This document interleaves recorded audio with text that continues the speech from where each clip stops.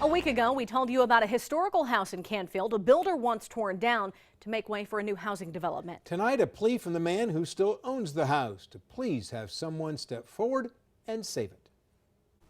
This is the story of the Judson Canfield house, as told by 60-year-old Paul Kosling, who grew up in the house and now lives in Granville, Ohio, near Columbus. The leaded glass, that's pretty cool.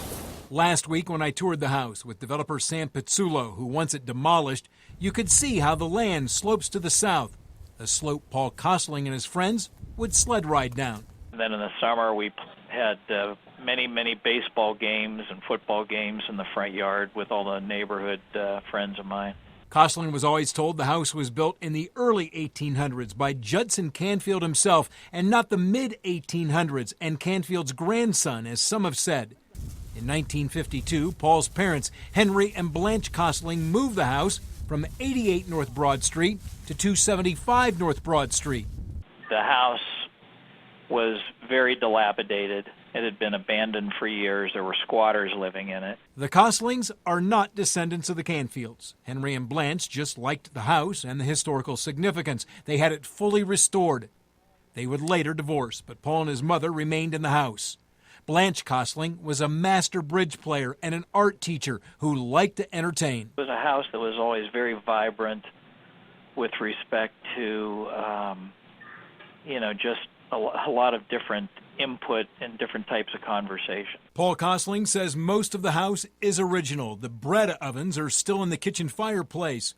I questioned the other fireplace that covered a window, and he said someone may have added it, but not his family. They used to tack on rooms without any, they didn't hire some architectural firm to come in and tell them what the flow was going to be like. They just did it. Blanche Kosling's 98. She's now in assisted living near Columbus, and Paul needs the money for her care. Paul Kosling would love to see it saved, but his deal with Sam Pizzulo has no clause to save the house. If my mother knew anything about this, it would probably kill her. It was her love of her life to restore that home, to make it such a showplace and a historic landmark. For her was the greatest accomplishment. Now, Canfield's Design Review Committee has already denied Sam Pizzulo's request to have the house demolished because of its historical significance. There's a lot of back and forth. What comes next? Well, Sam Pizzulo has a couple of other options for appeal. He can take it to the Planning Commission Board of Review in Canfield. I talked to him today, and he said he's going to do that. If he loses there, he could take it to Mahoning County Common Pleas Court and take it to there as well. So there are a couple of options down the way. Right now, it can't be demolished, but that could change depending on what the next board decides to come up with. I'll be curious to see what happens. It will be interesting, yeah.